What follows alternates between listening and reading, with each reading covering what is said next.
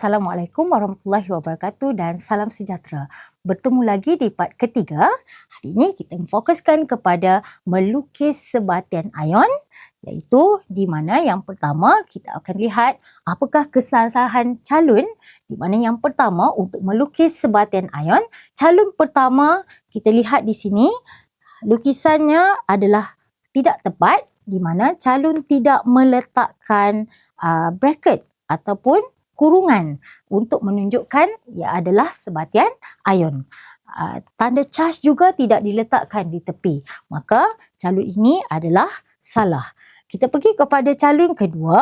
Calon kedua, kesalahan calon kedua adalah, kita lihat di sini, tiada charge ion diletakkan di hujung bracket walaupun ada kurungan diletakkan untuk menunjukkan ia adalah sebatian ion, tetapi charge di sini tidak diletakkan, sama ada charge positif ataupun charge negatif. Okey. Calon ketiga adalah tepat, di mana calon telah meletakkan dengan betul nilai charge positif dan charge negatif.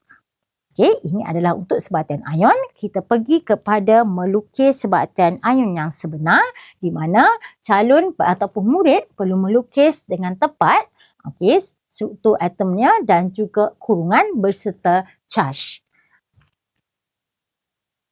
Okey, baiklah. Ini adalah kesalahan juga semasa calon ataupun murid melukis sebatian ion, di mana calon telah meletakkan nilai tambah di sini. Sepatutnya calon hanya melukis untuk sebatian ion yang bercas positif dan bercas negatif saja. Tidak perlu meletakkan cas ataupun tanda tambah di antara cas positif dan cas negatif untuk menunjukkan hasil pembentukan sebatian ion. Baiklah, kita pergi kepada melukis sebatian kovalen. Di sini, kesalahan calon pertama adalah calon pertama ini tidak meletakkan petala pertama di sini. Tiada petala pertama untuk lukisan sebatian kovalen. Maka calon ini adalah salah. Kita pergi kepada calon kedua. Calon ini adalah tepat, di mana dia melukis dengan tepat, di mana dia punya lukisan di sini, lukisan untuk sebatian kovalen adalah tepat berserta nilai elektron dia yang tepat. Baiklah, kita pergi kepada bagaimana melukis susunan zarah atom. Okey, syarat utama semasa melukis zarah atom, kesalahan calon pertama, di mana lukisan ataupun bulat yang dilukiskan untuk menunjukkan susunan atom di dalam pepejal bertindih. Syaratnya adalah lukisan ini tidak boleh bertindih, okey, tidak boleh bertindih ataupun tidak boleh bersilang. Lukisan tersebut hanya boleh bulatan ataupun yang menunjukkan untuk pepejal hanya boleh bersentuh tetapi tidak boleh bersilang. Okey, maka calon pertama ini adalah salah. Lukisan yang sebenar adalah seperti inilah, dia boleh bersentuh tetapi tidak bersilang. Begitu juga dengan calon ketiga. Tetapi di dalam SPM, biasanya murid akan melukis 3 darab 3. Bermaksud akan ada 9 bulatan untuk menunjukkan, sekurang-kurangnya 9 bulatan untuk menunjukkan struktur susunan atom, struktur bagi pepejal. Baiklah, kita pergi kepada kaedah mengumpul gas. Ini adalah melibatkan bagaimana murid melukis gambar rajah yang berfungsi dan berlabel. Di sini kita akan tengok kaedah mengumpul gas dalam tajuk kadar tindak balas. Kesalahan calon pertama ini adalah di mana kita boleh lihat di bawahnya lukisan salur penghantar dia tidak masuk ke dalam radas kita, iaitu radas biret. Di mana kalau jika tidak dimasukkan ke dalam biret tersebut, gas akan mudah terbebas dan kita tidak dapat mengukur isi padu gas ataupun mengumpul isi padu gas dengan tepat. Baiklah, ini adalah calon yang tepat, di mana calon yang memberikan jawapan ataupun lukisan yang tepat berserta label serta berfungsi, di mana salur penghantar yang diletakkan dimasukkan dengan tepat ke dalam alat radas, iaitu biret. Okey, yang ketiga, ini adalah juga kaedah untuk mengumpul gas di mana calon melukis di sini melukis biret tanpa pemegang. Di mana selalunya kita guna di makmal, kita letak pemegang kita adalah kaki retod. So, bila murid melukis di mengikut kehendak soalan untuk mencapai lukisan yang berfungsi, murid perlu meletakkan holder di sini, iaitu pemegang untuk menunjukkan bahawa biret tersebut tidak berdiri dengan sendiri. Ada pemegang yang memegang untuk kita dapatkan ataupun mengumpulkan gas semasa tindak balas di dalam tajuk kadar tindak balas untuk mengumpul gas. Okey, baiklah, kita pergi kepada macam mana kita nak melukis larutan ataupun kita ada solution dekat sini di mana murid melukis kosong saja bahagian ini. Sepatutnya calon ataupun murid melukis garisan putus-putus di sini menunjukkan ia adalah larutan, bukan kosong seperti calon pertama ini. Okey, baik, kita pergi kepada lorekkan pula. Jika ada murid yang nak lorek, dia tak boleh tinggal kosong di sini. Ini adalah salah, dan jika dihitam macam ni pun salah. Sepatutnya murid jika ada diletak dalam bikar perlu melukis larutan tersebut, okey, berserta garisan putus-putus untuk menunjukkan ini adalah larutan. Okey, kita pergi kepada proses pemanasan di dalam kimia, di mana kita akan tengok di sini bila kita nak menunjukkan lukisan kita adalah berfungsi, calon perlu membuat anak panah di bawahnya, okey, menunjukkan dia adalah proses pemanasan. Okey, kesalahan calon ini adalah di mana kita tengok dekat sini dia melukis anak panah tetapi tiada label. Okey, maksudnya selepas kita melukis, kita perlu letakkan label menunjukkan proses tersebut adalah proses pemanasan. Tak perlu melukis api di bawah ini, hanya perlu melukis anak panah dan kita labelkan dengan proses panaskan. Okey, seperti calon kedua ini. Okey, kita hanya letak anak panah dan kita tulis dekat situ panaskan atau heat up.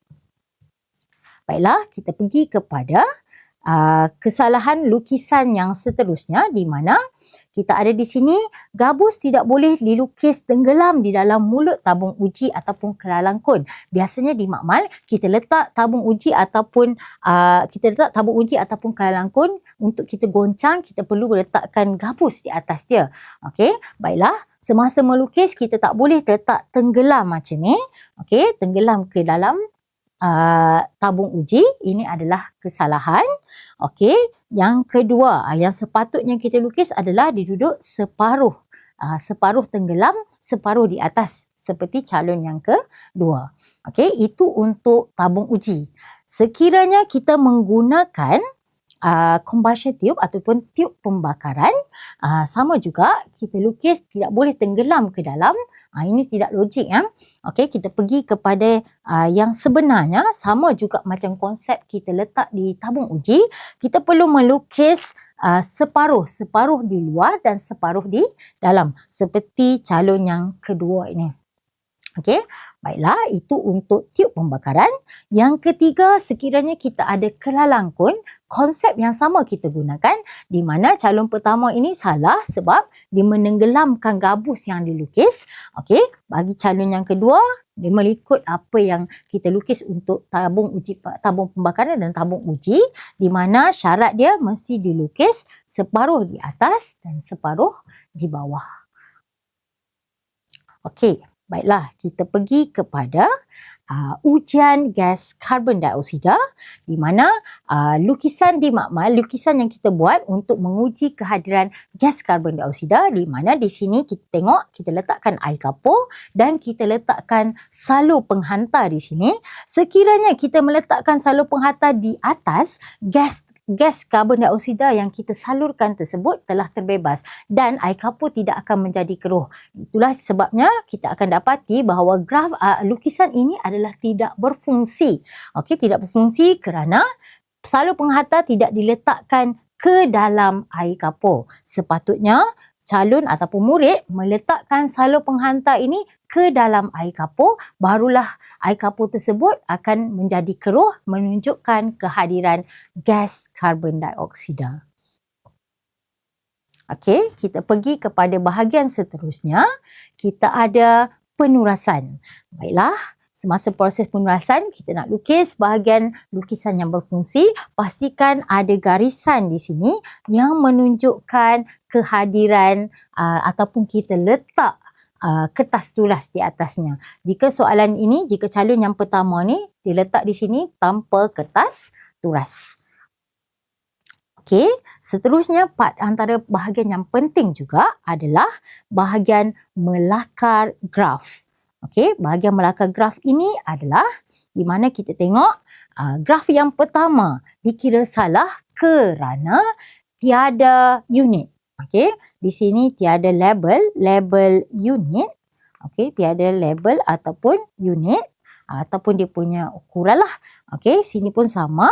Di paksi X, di paksi Y dan juga paksi X tiada label ataupun unit. Maka graf ini dikira salah. Okey, ataupun markah dia akan dikurangkan.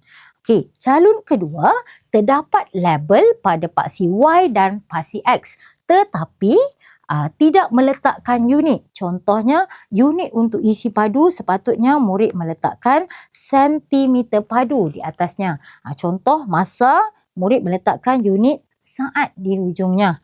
Okey, ini menunjukkan dia ada unit. Pastikan ada label dan juga ada unit.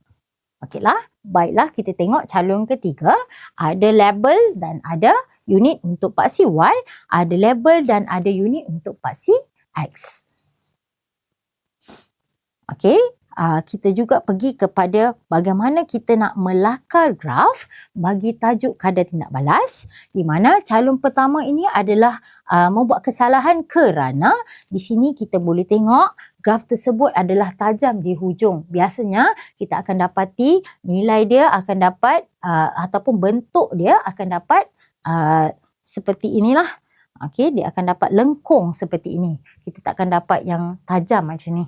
Okey, kita pergi kepada calon kedua. Dia akan dapat lengkung macam ni. Biasanya untuk tajuk kadar tindak balas. Okey, baiklah kita pergi kepada calon kedua.